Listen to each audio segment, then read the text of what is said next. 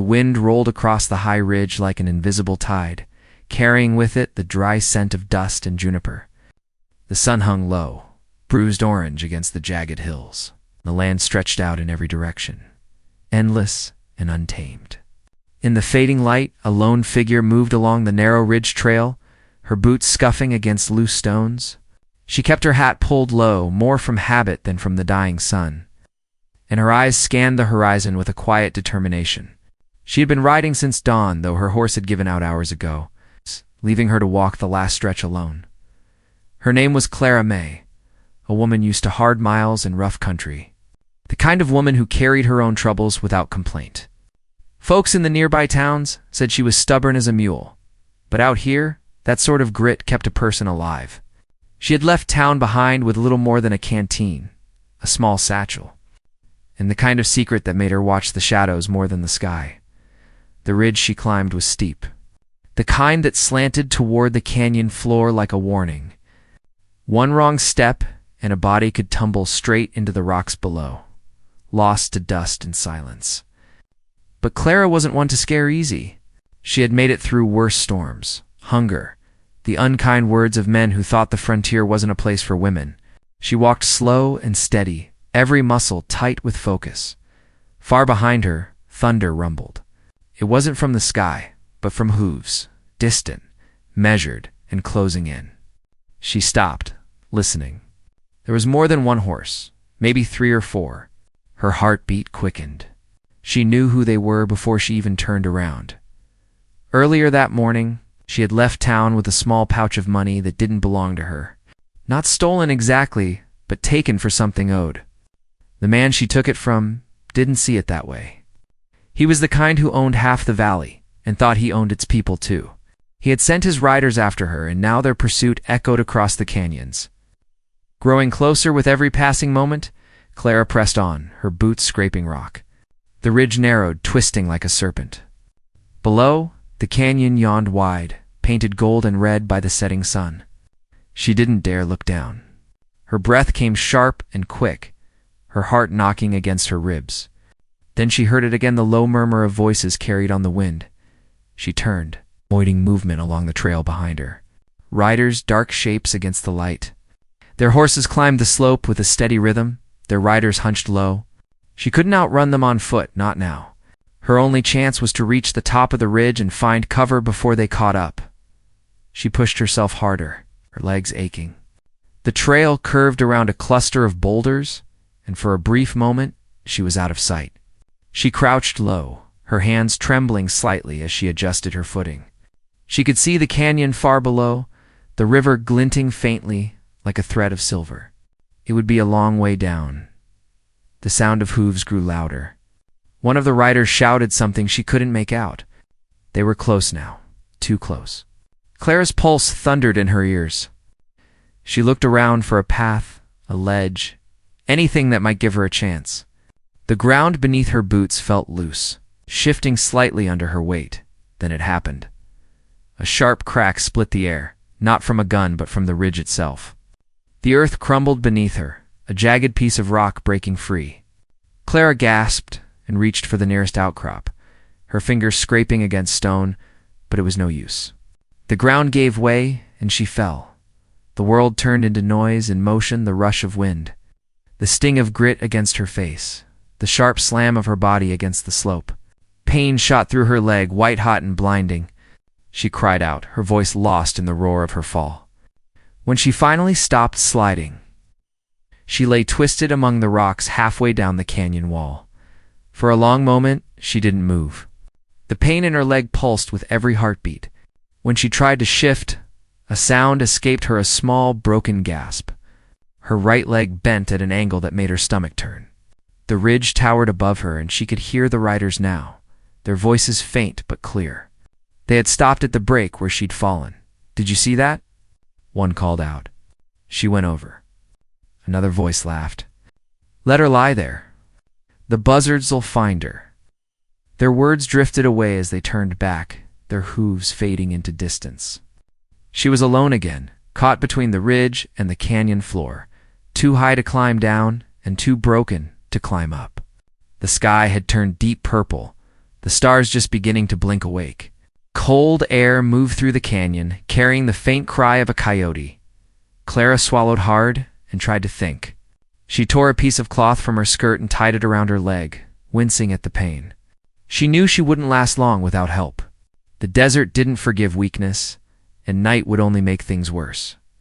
Time slipped by. The moon climbed higher, pale and cold.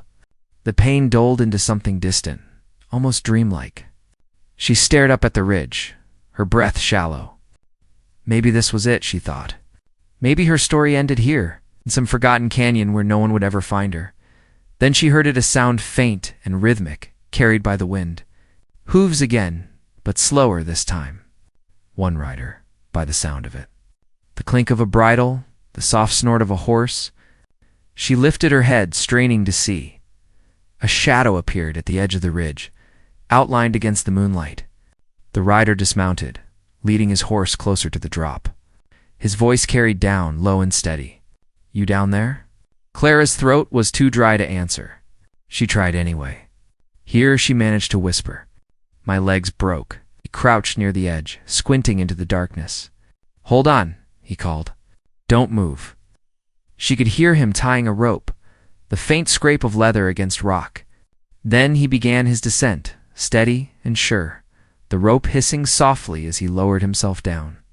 When he reached her, the moonlight fell across his face, a weathered cowboy with dust on his coat and a quiet strength in his eyes. He looked at her leg, then back at her face. "That's a bad break," he said gently. "But we'll get you out of here." She wanted to ask his name, to know why he was riding through the canyon at night, but the pain was too much. She closed her eyes, letting his words sink in. Somewhere above them, his horse stamped its hooves. Waiting. The cowboy worked fast, wrapping her leg with a torn strip of his shirt, then securing her to the rope. "This'll hurt," he warned, his voice calm but kind. "You ready?" Clara nodded weakly. The rope tightened, and the climb began. Every pull sent a fresh wave of pain through her, but she bit her lip and held on. He moved with practiced strength, steadying her when she slipped, speaking soft words that cut through the darkness. Halfway up, stone shifted, sending a shower of pebbles tumbling into the canyon below. The rope jerked, and for a moment she dangled in open air. Her hands slipped, her breath catching in her throat. "Hold on," he said firmly. "I've got you." She could hear the strain in his voice, the effort it took to keep her from falling again. The rope creaked under their weight, and the ridge seemed impossibly far away. The night air pressed in around them, silent except for the sound of their breathing and the scrape of boots against stone. When the wind picked up, it carried the faint sound of hooves again far off, but coming closer. The riders who had left her for dead were returning. Clara's heart pounded as she looked up toward the rim, where the cowboy braced himself against the ledge. He turned his head toward the sound, his jaw tightening. "They're coming back," said quietly. And for a moment neither of them moved. The canyon held its breath, the moonlight glinting off the rope that hung between life and death. The cowboy didn't waste a second. He pulled the rope tighter, his boots braced hard against the rock, every muscle working to keep her from falling again. Clara clung to the line, her arms shaking, her breath ragged. Above them, the sound of hooves grew louder, echoing against the canyon walls. Whoever those riders were, they were close enough to hear the scrape of stone if they listened hard enough. The cowboy glanced upward, his face grim under the moonlight. "We can't stop now," he said, his voice low but firm. "They'll see us if we stay down here." Clara nodded weakly, her heart pounding. The pain in her leg felt like fire, but she bit down hard and forced herself to stay quiet. Inch by inch, he hauled her upward, steady and careful. When they finally reached the top, he pulled her onto the ridge and crouched beside her, keeping low. His horse, a sturdy roan, snorted softly and flicked its ears at the approaching sound. "Who are they?" he asked, eyes still on the trail below. Clara's throat felt tight. "Men from town," she said quietly. "They work for someone I crossed, took something back that was mine, and they didn't take kindly to it." The cowboy looked at her, studying her face in the dim light. "You sure it was yours?" She met his gaze. "Sure as I'm sitting here with a busted leg." He gave a small nod, then reached for his canteen and handed it to her. The water was warm, but it eased her throat. He tied the rope back to his saddle horn, his movements quick and silent, then shifted his weight to listen. The riders were still down in the canyon, calling to each other in rough voices. "You can ride?" he asked, glancing at her leg. "Not far," she said through clenched teeth. "But I'll try." He shook his head. "Don't. You'll make it worse. I'll get you out of sight." He lifted her gently, careful not to jar her leg, and settled her in front of him on the horse. She winced but didn't cry out. The cowboy mounted behind her, gripping the reins tight. Then he turned the horse away from the ridge and started down a narrow trail that wound into the darker part of the valley. The moonlight followed them for a while, then faded behind a bank of clouds, leaving only the rhythm of the horse's hooves and the faint rustle of the wind. Through dry grass, they rode for what felt like hours, though Clara could hardly tell time anymore. Pain and exhaustion blurred everything together. She leaned back slightly against him, not out of trust but because she didn't have the strength to sit straight. He said little, guiding the horse through gullies and dry creek beds, always choosing paths that left no easy trail to follow. When they finally stopped, it was beside a small cluster of cottonwoods near a trickling stream. The cowboy dismounted first, then helped her down with steady hands. "We'll stay here till morning," he said. "You need rest." He built a small fire, just enough to keep off the chill. The flames threw a soft glow over his face, weathered calm, with lines that spoke of long days under the sun and nights alone on the trail. Clara watched him quietly as he worked. He moved with the ease of someone who had spent most of his life in the saddle, a man who didn't waste motion or words. When he finally sat across from her, she could see the faint scar that ran along his jaw. He caught her looking but said nothing. Instead, he tore a strip of cloth from his coat and used it to reinforce the splint on her leg. His hands were rough, but careful. "Thank you," she said softly. He looked up. "Don't thank me yet. We're not out of trouble." "What do you mean?" "They'll come looking," he said. "Men like that don't give up easy. Whoever sent them, he's got a long reach." Clara stared into the fire, watching the flames flicker.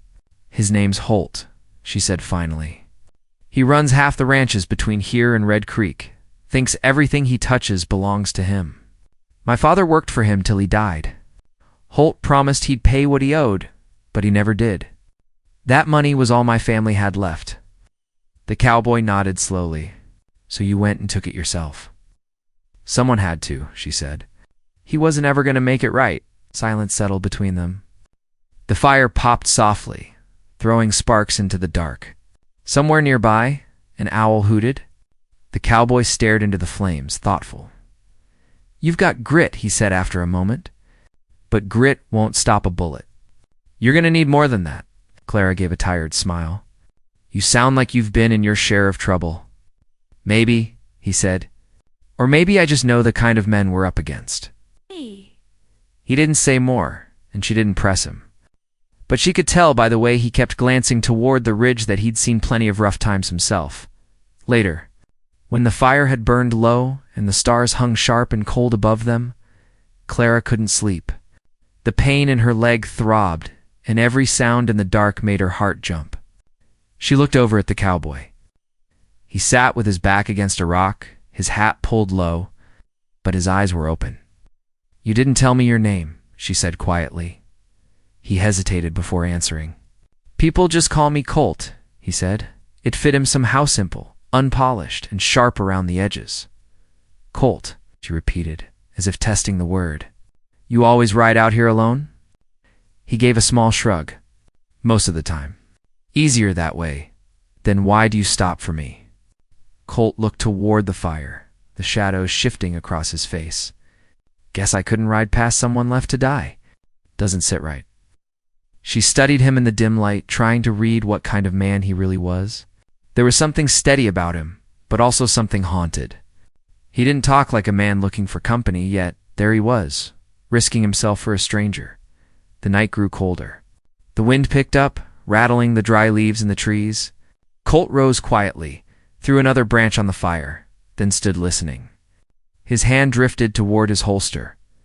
"You hear that?" he asked. Clara held her breath. At first, she heard nothing but the wind. Then came the faintest sound, hoofbeats again, slow and measured. Someone was moving through the valley. Colt motioned for her to stay quiet. He moved to his horse and took a rifle from the saddle. The firelight glinted off the barrel. Clara's pulse quickened. They found us, she whispered. Maybe, he said softly. Or maybe it's someone else. Either way, we can't stay. He helped her onto the horse again, his movements quick but careful. The pain in her leg made her dizzy, but she held tight as Colt swung up behind her. He kicked the horse into motion, guiding it through the trees toward the darker part of the valley. Behind them, the sound of hooves grew clearer, more than one rider now. Closing in, the trail ahead was narrow, weaving between rocks and brush. The moon broke through the clouds again, throwing silver light across the land. Clara could see the outline of the canyon rim far ahead, like a jagged scar against the sky. Where are we going? She asked. There's an old line shack up ahead, Colt said. Used to be a relay post years back. If we make it there, we can hole up till daylight. The horse stumbled slightly, then caught its footing. Clara gritted her teeth, clutching the saddle horn. She glanced back once and caught sight of shadows moving against the horizon. Whoever was following them was closing fast. Colt urged the horse onward, his jaw set. The trail dipped into a dry wash, and the sound of the pursuing riders faded for a moment. The moonlight glinted off the rifle slung across his back. And for a fleeting instant, Clara felt a strange sense of safety despite everything. They reached the shack just before dawn. It stood crooked and weather-beaten, half buried in sagebrush, but it was shelter. Colt dismounted and carried her inside, laying her gently on an old cot. The place smelled of dust and wood smoke. He barred the door, then moved to the window, peering out. They're still out there, he said quietly. I saw one light down by the creek. Clara's heart sank. You think they'll find us? They'll try, he said. But they don't know this land like I do. He turned back to her, his eyes steady. You rest. I'll keep watch. She wanted to argue, to ask what would happen next. But exhaustion finally caught up with her. Her eyes grew heavy, and before she knew it, she drifted into uneasy sleep. Outside, the sky turned pale with the coming dawn. The wind shifted, carrying the faint smell of smoke from some distant campfire. Colt sat by the window, his rifle across his knees, watching the empty land. He could see the faint tracks they had left, leading back toward the ridge. It was only a matter of time before someone followed them. He looked down at Clara, sleeping fitfully, her face pale but determined even in rest. He didn't know what kind of storm she had walked into, but he knew one thing for sure. Whatever trouble was coming their way, it wasn't just hers anymore. Somewhere out in the distance, a hawk cried, circling high above the desert floor. The sound cut through the stillness like a warning. Colt's eyes narrowed as he spotted movement near the horizon. 3 riders. Dark and steady, heading straight for the valley. The sun hadn't even risen yet, and already the chase had begun again. Colt didn't move from his spot near the window. The rifle rested across his lap, his gaze fixed on the faint shapes in the distance. The early light made the world look washed and cold.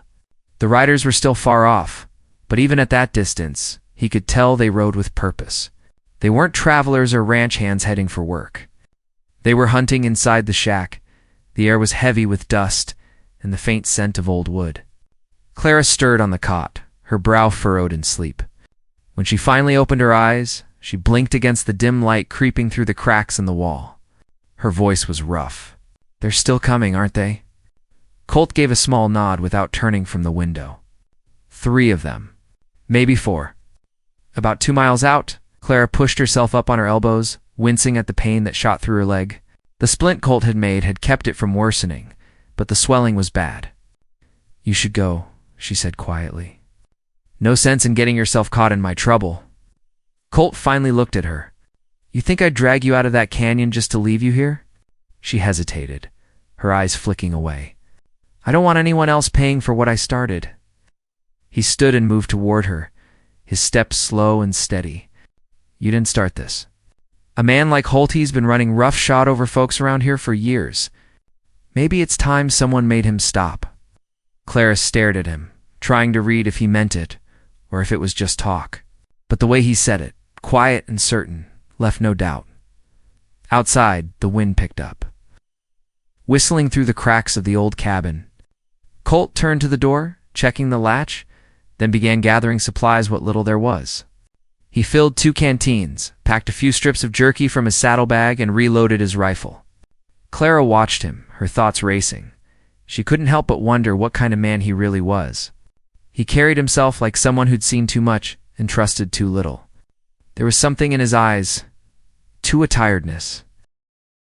That didn't come from sleepless nights, but from years of carrying burdens that weren't his to bear. When she spoke again, her voice was softer. "You ever work for Holt?" He shook his head. "No, but I've crossed paths with his kind plenty. They wear money like armor and think it makes them bulletproof." Clara reached for her canteen, taking a small sip. "He wasn't always like that. My father used to say, Holt was a good man once. But greed changes people," maybe Colt said. "Or maybe it just shows who they really were." The wind rattled the shutters again, louder this time. Colt moved back to the window.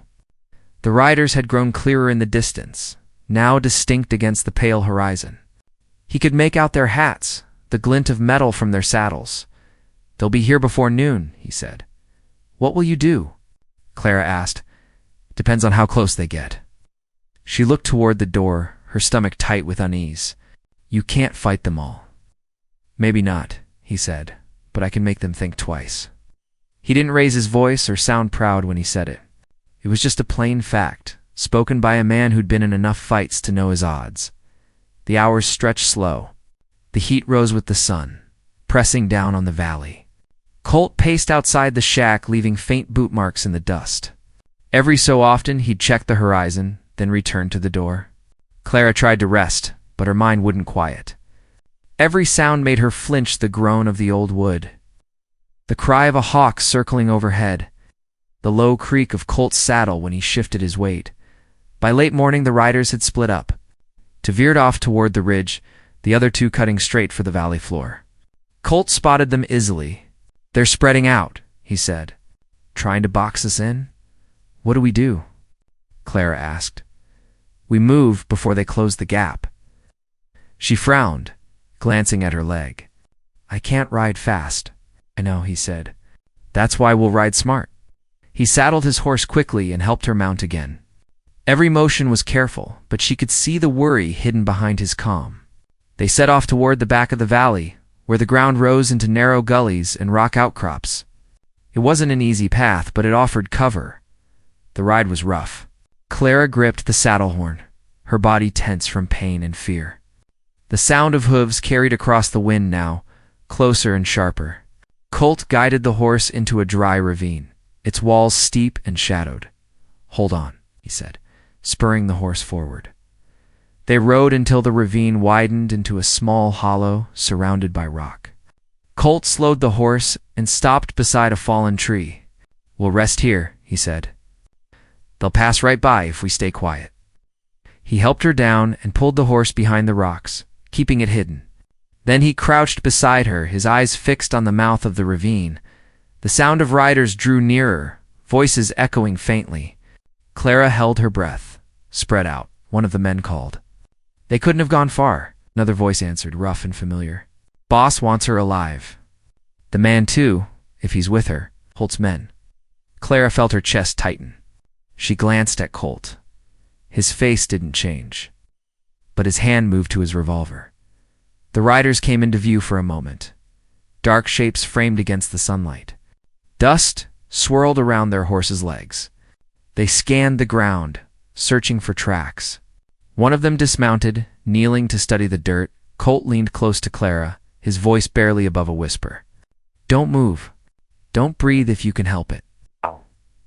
The man straightened, frowning. "Tracks lead this way," he called to the others. Clara's pulse raced. Colt's hand tightened on his weapon. Before the riders could move closer, a shout came from the distance. "Found something by the creek." The men turned their horses and galloped off toward the sound.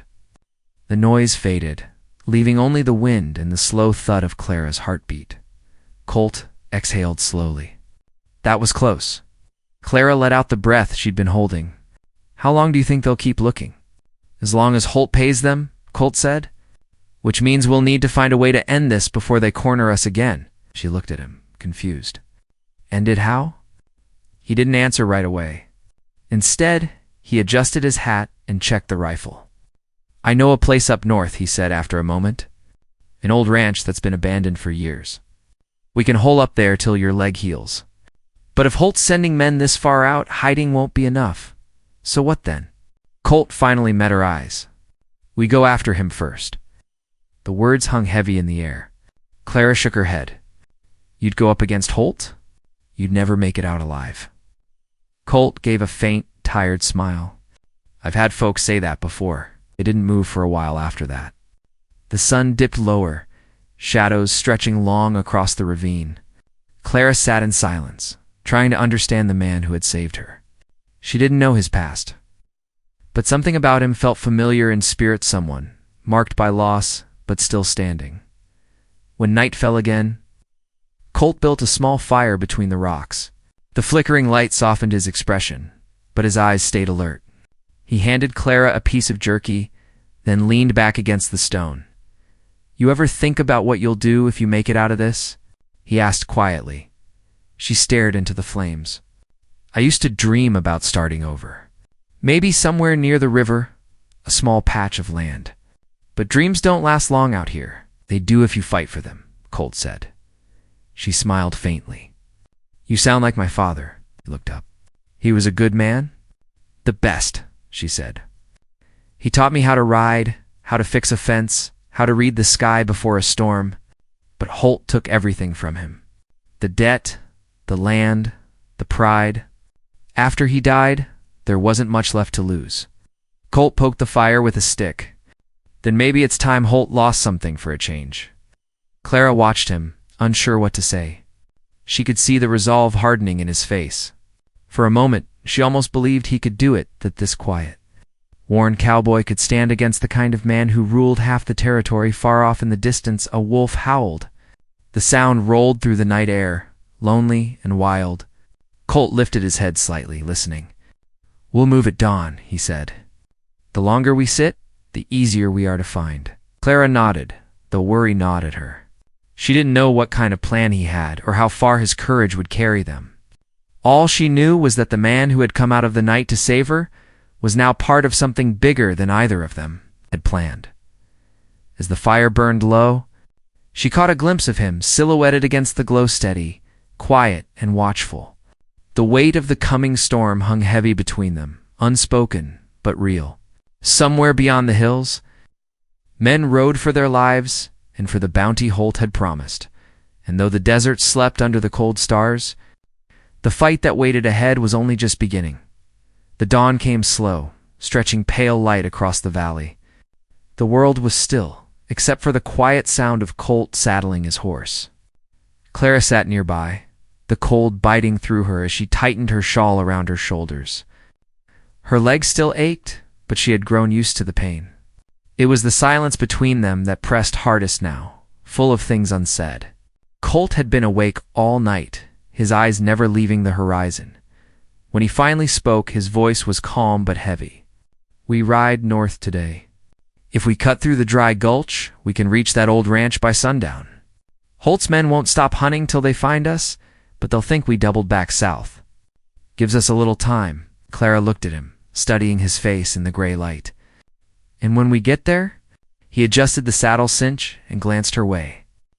Then we decide how to finish this. The way he said it made her chest tighten. He wasn't running anymore. Whatever he meant to do, it wasn't about hiding.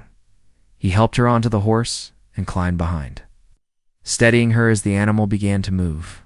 The air was cold, the kind that carried the scent of dust and distance.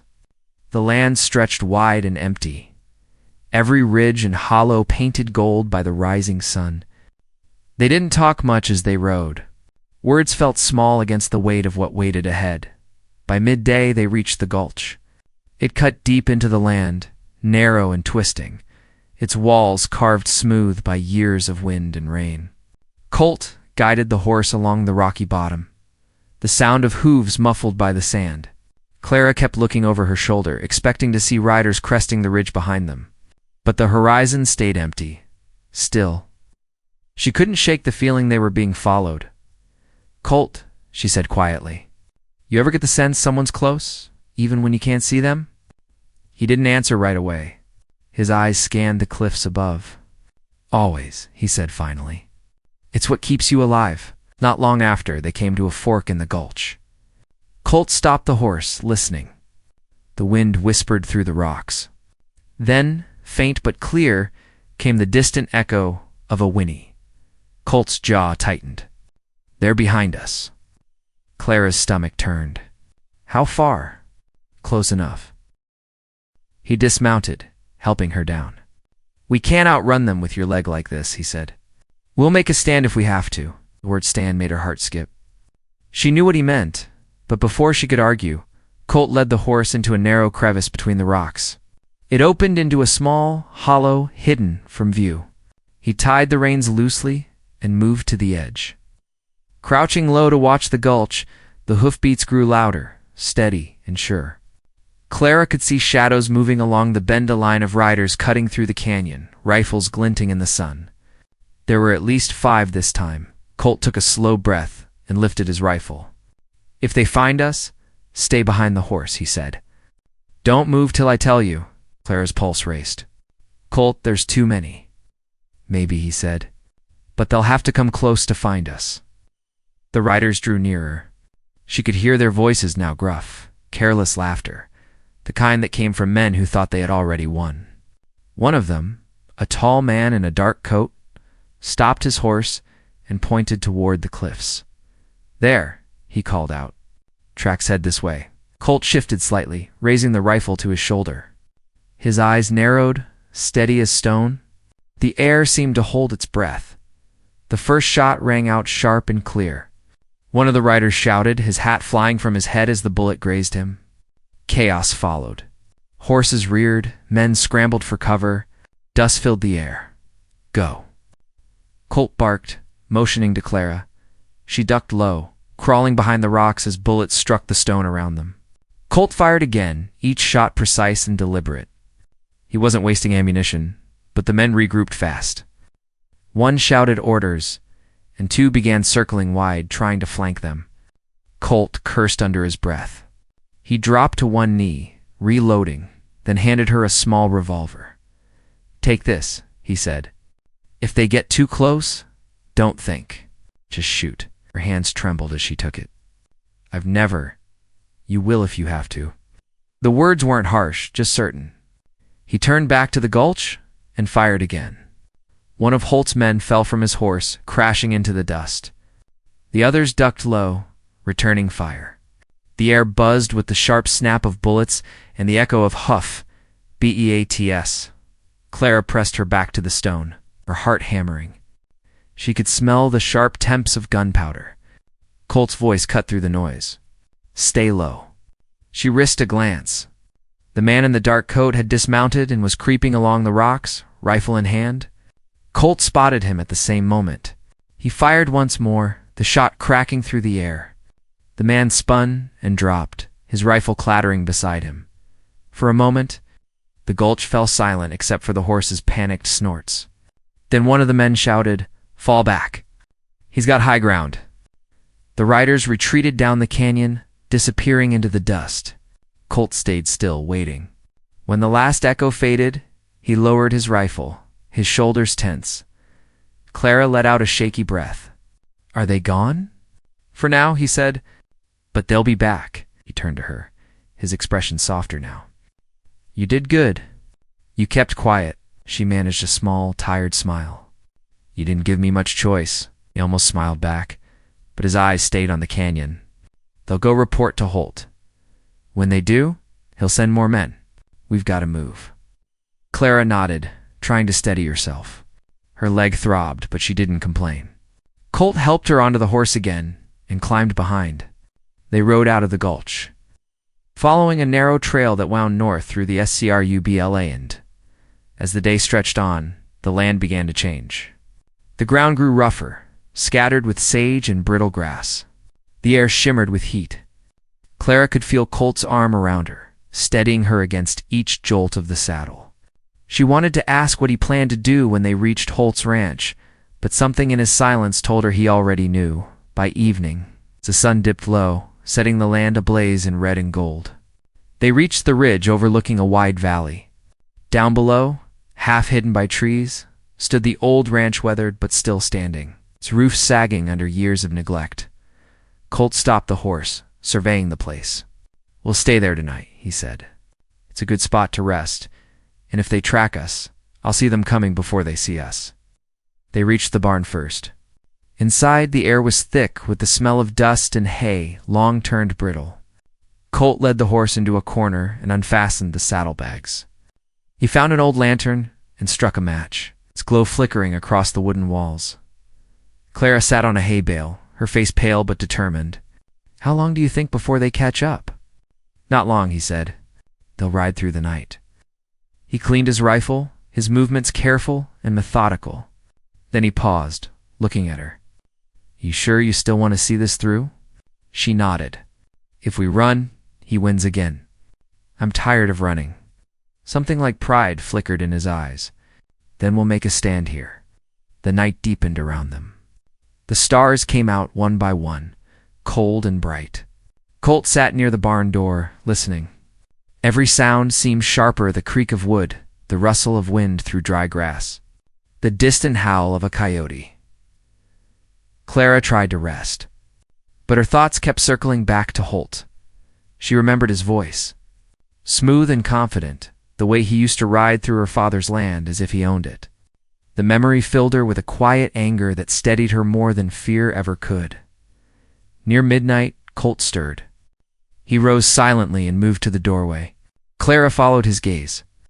Down in the valley, small pinpricks of light glimmered, torches moving in a line. "Riders," he turned to her, his voice barely above a whisper. "They found us." Clara's heart pounded. "How many?" "Too many," he said. "But that doesn't matter now." He checked his rifle again and handed her a spare revolver. "Stay in the shadows. If they breach the barn, don't hesitate." The lights drew closer, moving like fireflies through the dark. The sound of hooves carried on the wind, growing louder with each passing minute.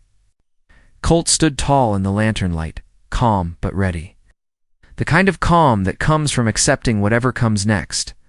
Clara tightened her grip on the revolver, her hands cold. She could hear the men shouting orders outside. The clatter of rifles being loaded. Colt glanced back at her once, his eyes steady. "No matter what happens, you keep breathing. Understand?" She nodded, unable to speak. The barn walls shuddered as the first shots rang out.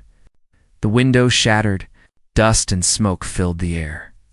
Horses screamed outside, and voices shouted through the chaos.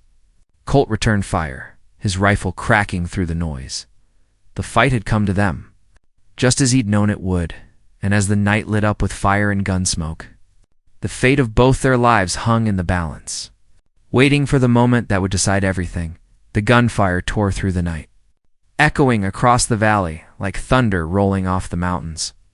Sparks burst through the barn boards as bullets splintered the old wood. Colt moved like he'd done this all his life, steady and sure, his rifle finding its mark with every shot. Clara crouched low in the shadows, her breath coming fast, her hands trembling around the revolver. She had never known fear to feel like this, sharp, cold, and alive. But beneath it was something else too. Determination. The smell of gunpowder filled the air. Horses outside neighed and stamped, spooked by the chaos. Colt fired again, and one of Holt's men cried out before the sound was swallowed by the rest of the fight. Then came a lull, brief and heavy, like the earth holding still between heartbeats. Colt's eyes found hers through the haze. "Stay down," he said quietly.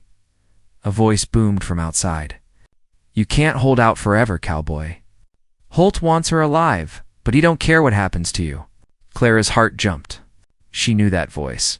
It was one of Holt's riders, the same man who'd laughed when they'd set her wagon ablaze months ago. Rage burned through her fear. She tightened her grip on the gun. Colt didn't answer.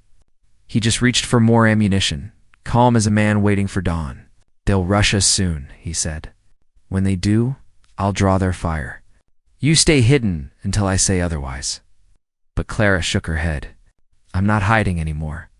Before he could argue, the barn doors exploded inward. Men stormed through the smoke, shouting and firing. Colt dropped the first two before they even cleared the threshold. The recoil slammed through his shoulder, but he didn't stop. Clara rose from her corner, her revolver shaking in her hand. One of the men broke toward her, rifle raised. She pulled the trigger. The sound cracked through the barn, and the man dropped. She stared for a second, frozen, before Colt's voice snapped her back. Good, keep low. The rest of the fight blurred. There was shouting, the clash of boots on dirt, the hot sting of smoke in her lungs. Then, as sudden as it began, it was over. The last of Holt's men fled into the dark, leaving the dead and wounded behind. The night went still again, save for the low groan of the wind through the trees. Colt leaned against a beam, reloading one final time. His face was pale, streaked with sweat and soot. You all right? He asked, his voice rough. Clara nodded slowly. I think so. He looked her over, eyes softening with relief. You did fine. Outside, the faint glow of dawn began to touch the horizon. Clara stepped out of the barn, her body trembling with exhaustion. The valley was quiet now, filled with the faint smell of smoke and dust. The fight was over, or so it seemed. Then came the sound of hooves again. One rider alone this time, galloping hard up the ridge. Colt tensed and raised his rifle, but when the rider came into view, he stopped him with a low curse. It was Holt. The man rode with an easy confidence, reins loose in his hand. His black coat flapped behind him like a shadow. When he dismounted, his boots hit the ground with the slow weight of a man certain of his power. Well, Holt said, brushing dust from his sleeve. You've made quite a mess of things, cowboy. Colt stepped forward, gun steady. It ends here, Holt. Holt smiled, his eyes shifting to Clara. You should have stayed gone, girl. You've caused enough trouble for one lifetime. Clara met his gaze. You left me for dead, she said, her voice trembling with anger. You thought no one would find out what you did. Holt's expression hardened. You were in the way. Your father's land was worth more than his word, and you know it. The truth hung in the air like smoke. Colt's jaw tightened. You burned her home? Tried to kill her. That's the kind of man you are. Holt chuckled, the sound dry as dust. You think the world's fair? This land doesn't care who owns it. It belongs to whoever's strong enough to hold it. Colt's eyes stayed fixed on him. Then I reckon it's time to see who's stronger. For a moment, everything went still. The wind carried the faint cry of an eagle somewhere far above. Then Holt reached for his gun. The shot came so fast, Clara barely saw it. Colt's rifle cracked once, echoing through the valley. Holt staggered, his pistol slipping from his grasp. He looked at Colt with wide eyes, disbelief written across his face. Then he fell, the dust rising softly around him. Clara stood frozen, the tension in her body slowly breaking as the realization sank in. It was over. Colt lowered his rifle, his shoulders heavy. It's done, he said quietly. She walked toward him, her voice barely a whisper. You saved me. He gave a faint, tired smile. You saved yourself. I just helped a little. The sun climbed higher, spreading light across the broken barn and the land beyond. The valley seemed different now, quieter, somehow lighter. Clara felt it too. The weight she had carried for so long began to lift. Piece by piece. Colt walked to his horse and began tightening the saddle straps. You can stay at the ranch a few days till that leg heals up. After that, you'll need to decide where to go next. Clara looked around, the wind tugging at her hair. I don't know if I have anywhere left to go. He met her eyes. Then start new. Folks like us don't get to change the past, but we can sure as hell choose what comes after. She smiled faintly at his words. And what about you? He hesitated, glancing toward the horizon. I've got a few debts to settle north of here. Might be time I finally do that. There was something final in his tone, something that told her he didn't expect to come back. She took a slow step closer. You don't always have to ride alone. Colt looked at her then, really looked. The firelight caught the edge of his face, softening the hard lines. Maybe not, he said. but some roads a man has to ride till he finds where he belongs. They stood in silence for a long moment, listening to the soft whisper of the wind through the pines. The morning sun spilled gold across the valley floor, touching the land that had seen both loss and survival. By midday, they buried Holt near the ridge, marking the grave with a rough wooden cross. Clara watched the dirt fall over the man who had taken everything from her. When it was done, she turned away, her eyes fixed on the horizon. Colt tied the last knot on the saddle and turned to her. "You sure you'll be all right?" "I think so," she said. "I've got work to do now. Maybe fix up what's left of the ranch. Maybe build something new." He nodded, satisfied. "That's a good start." He mounted his horse, reins in hand. The sun caught the dust rising from the trail as he looked down at her one last time. "Take care of yourself, Clara. You too, Colt." He gave a small nod, then nudged the horse forward. She watched him ride away, the shape of him growing smaller against the bright horizon until he disappeared beyond the ridge. The valley felt still again. But it was a different kind of stillness, peaceful this time. Clara stood for a long while, the wind brushing her face. She thought of her father, of the home that had burned, and of the man who had given her the chance to live again. When she finally turned back toward the barn, her steps were slow but steady. Each one felt like a promise to herself. She would rebuild, not just the land, but her life too. The fear that had once ruled her heart was gone now, replaced by something stronger. The ridge behind her cast a long shadow, but the light beyond it was bright and certain. And somewhere out there, she knew Colt was riding toward whatever redemption he sought. Carrying the same dust and sun that bound them both to this land, the West would keep its secrets, as it always did. But it would also remember them, the woman who refused to break, and the cowboy who chose to stand beside her. And though their paths had split, both carried the same truth deep inside, that even in a world as harsh as the frontier, courage and kindness could still find a way to survive. As the day faded into soft gold, Clara leaned against the fence and looked toward the setting sun. The wind carried the scent of sage and dust, and for the first time in a long while, she felt at peace. She didn't know what tomorrow would bring, but she knew she could face it. The ridge that had once nearly ended her life now marked the beginning of everything new. And somewhere in the distance, the faint sound of a horse's hooves echoed through the valley, fading into the wind, a reminder that even after the storm, the West always carried its own kind of grace.